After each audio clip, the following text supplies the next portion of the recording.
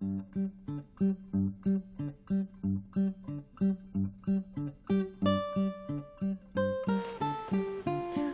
evening, YouTube. Tonight we're going to be taking apart this old axe that I found at our church. Somebody had left it there. It's in pretty good shape, the axe head itself. Of course, the handle is completely destroyed, so that shouldn't be a difficult process to get off. I bought a new handle today, and I actually lucked out to the big box store, and I found an all-American, true timber-made hickory axe handle, and it's in really good shape. It's clear, which is kind of what you're looking for, and the grain orientation, I don't know if you can see that, but the grain orientation is up and down on that axe handle. That's exactly what you want. Oppose that to this, the old axe handle. If you can see this one, it is the exact opposite, and that runs horizontal, back and forth, and you can see the product as that renders as it splits very easily. So, one other problem that we have when we buy these off the shelf is that they come laminated, and the reason that they do that is because they ship these long distances, and they'll be in warehouses and in storage compartments for days or months at a time, and so the laminate keeps them from absorbing moisture and splitting.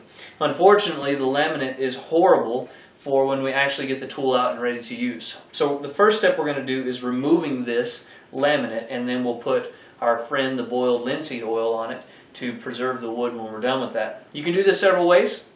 One of the ways you can do this is with coarse sandpaper all over the handle and remove that laminate. But tonight what I'm going to be using is the spoke shave, and it works wonderfully for this particular job. So in just a moment we will put this on the table and we'll get started. So the first step is to remove the handle from the axe head. Most of this that I'm going to do today is not going to be narrated, and so just want to fill you in on the process. That way you'll kind of know the steps and what's going on. So we're going to take this handle off, we'll clean the head up, and then after that we will begin working on this handle, getting off all of the varnish off of here. And as soon as we're done with that, we'll come back and we'll place the axe head on the new handle.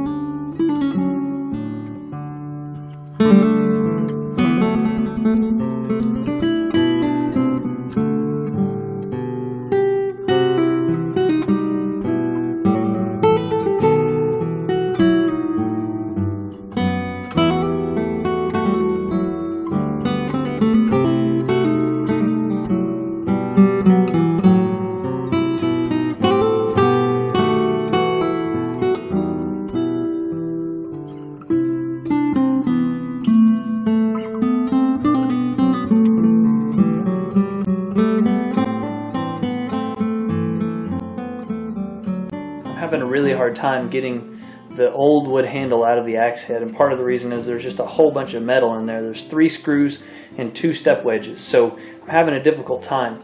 But just a disclaimer, I want to let you guys know that our homestead isn't up and running yet. I don't have a lot of tools, and so I'm just trying to make do with what I have. I mean, my shop itself isn't finished. You can tell it's just old drywall up there.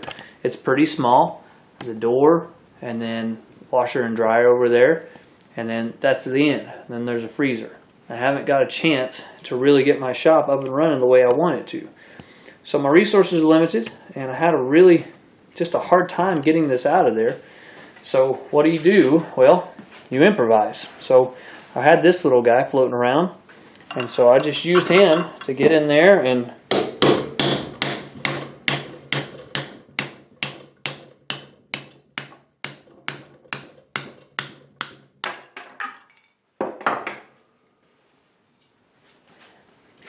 hammered it out.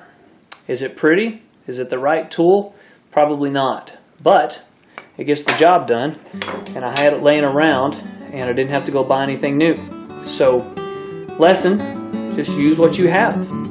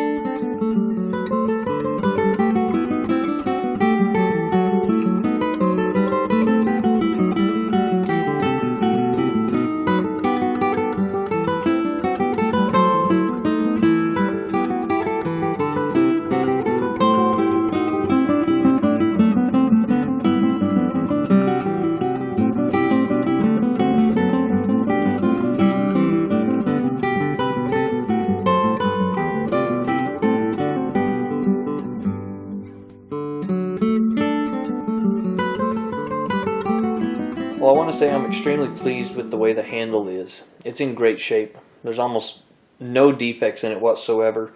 The lacquer came off extremely easily. I used the spoke shave and also some 100 grit coarse sandpaper.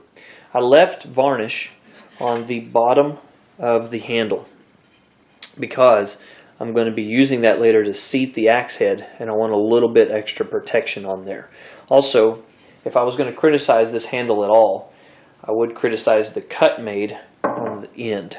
You can see it's not 100% level and even. It's not bad, but it's not great.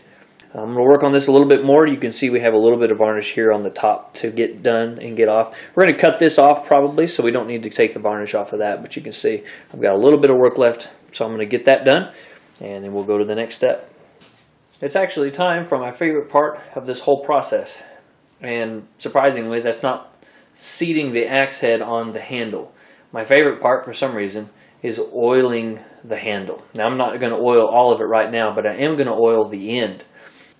There's two reasons that we do this. The first one is to seal the wood, because if you leave this wood in its raw state, it's going to absorb moisture and it's going to crack, and over time it will be extremely weakened. And if we oil it, we will prolong its life, and it will last a very long time if we continue to take care of it. The other reason is when we seat the axe head, the oil will actually swell the wood and make it connect better. Actually have less of a gap to work with and a better, tighter fit than we would if we just did plain wood. Also, sometimes you will hear people say to just apply water, and it does the same thing. Unfortunately, if you apply water on the water evaporates, and the wood is actually left weakened rather than in a better state. Whereas the oil does the same thing that the water does, but the oil stays in the wood over the long haul and will always ensure that you have a good, strong, tight fit between your axe head and your axe handle.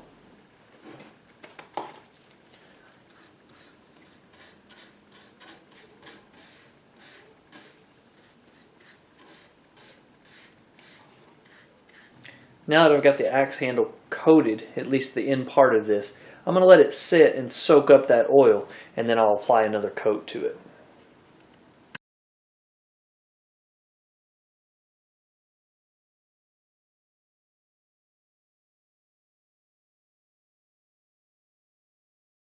I know this may go without saying, but you want to make very, very sure that your axe head is seated correctly on your handle. As it sits right now, it's actually backwards from what I want it. So I'm going to make sure that I do it the correct way the first time. That way you don't have to challenge yourself getting it off again to correct your mistake.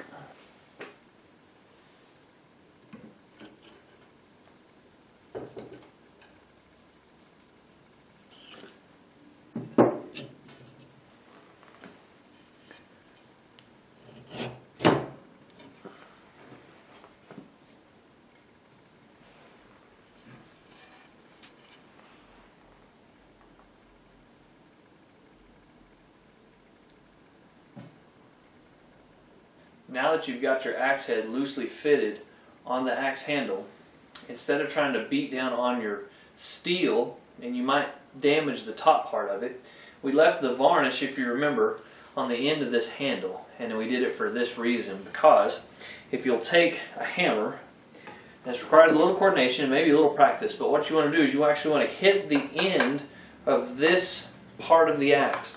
And you want to do it a couple of times pretty hard. If you got a bigger hammer, it helps. That's a lot better. So take that, and you're just going to hit the end of your handle.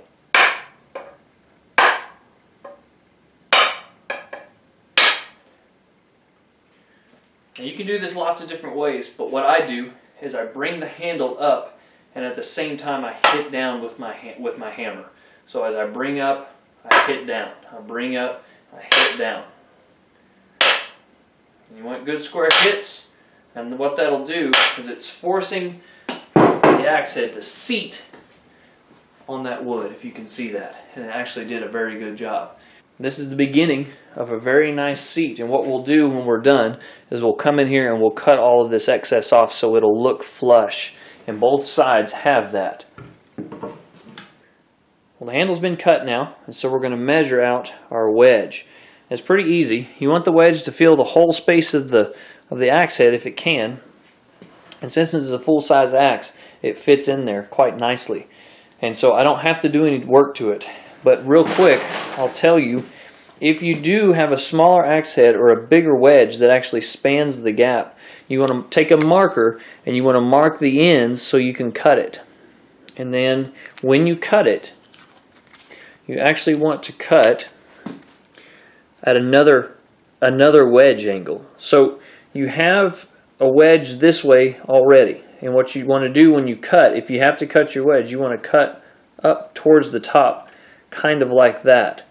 And what that does is it provides another wedge, in a sense, going up and out. And so as you drive this down, it creates not only a wedge this way, but also a wedge this way.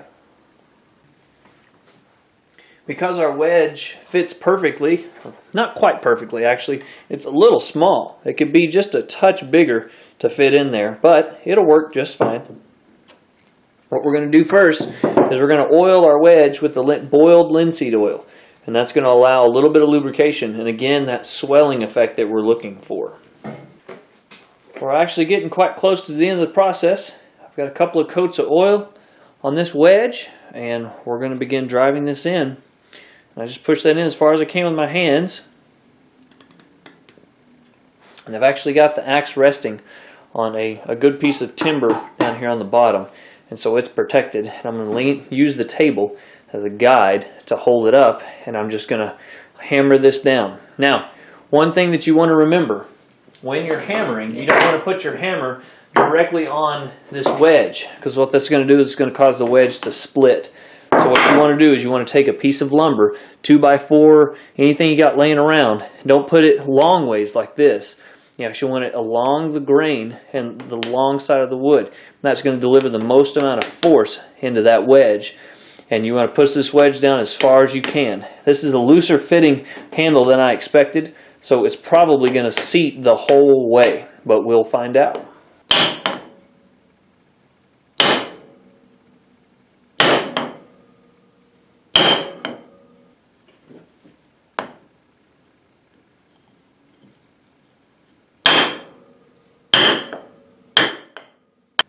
Even with the block, I managed to split my wedge. It's not a huge deal, but it's definitely not ideal. So what we're going to do now is this is as far as I feel comfortable going with the wedge in. And we've got, if you notice, down on the bottom here, I've got it coming in good contact there, and also coming in good contact with the wedge all the way around. So I'm going to saw this, and then we'll continue to put some more boiled linseed oil. Well, that right there is a properly seated axe. It's been sawed off. We're going to put some linseed oil on the top of that, and then I'll show you a little bit of trick about pushing more oil down in there.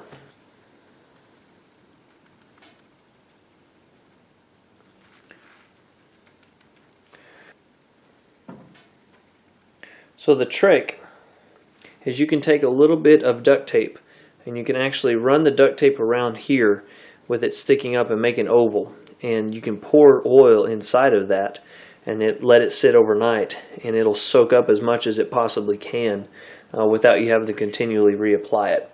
So I'm going to do that in a little bit, but I'm going to let this soak up. You can see it's got some, maybe you can see, it's got some bubbles forming. That means it's trying to soak up that oil. As soon as that is soaked up, I'm going to put my step wedges, both of them, back in, and as soon as we're done with that, that will be it. Well, this has soaked up about as much linseed oil as I think it's going to, so what I'm going to do is I'm going to put these steps that came with it. Put these little steps that came with it back in because, well, I guess they match. So they're pretty big. They're bigger than I thought they were. So we're going to try one. We'll see how it goes, and we might add a second.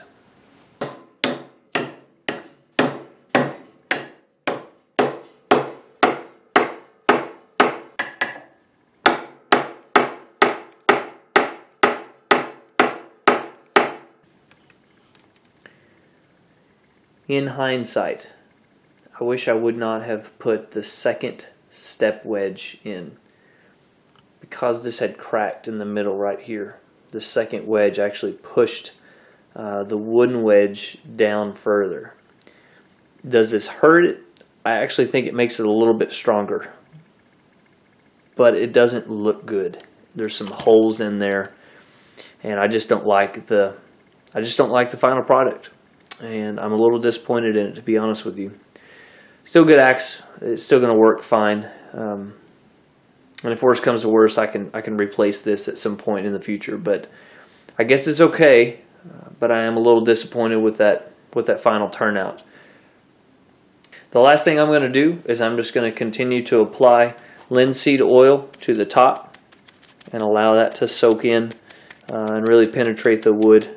And then I'm going to buff the metal. I'm going to sharpen the edge, and then I'm going to put boiled linseed on the actual handle, and then that's it. This is a workable axe. It's a beautiful axe that we got for free because it was basically scrap that somebody had left at our church. And with a $15 investment into a good handle, we have turned it into a very usable, workable axe. And if you're looking for deals out there, sometimes you find them. Sometimes you come across stuff like this. This is the first axe handle replacement that I've ever done, and I think it turned out pretty nicely. And so I'll go back through here. I'll sand this down one more time with a little finer sandpaper, probably, I don't know, maybe 200, 150. And then I'll linseed oil it. And I want to put oil on it every day for the next 5 days, once a day. And then once a week after that, and then after that probably once a month from then on out. So it'll be a process to get the handle properly sealed with the linseed oil, but it'll make it beautiful, and it'll take on some of my own personal hand oils, and it'll make the handle really, really personal. The only thing I'm disappointed with is the end. I kind of goofed on that a little bit. I should have only put one step wedge, and it doesn't look very pretty. It works, it's sealed very well, and it's in there, it's not going anywhere, but it's not as pretty as it could be. So when I do this again, I will definitely try to make that better. Well, thank you for watching. God bless you. Have a good, safe day.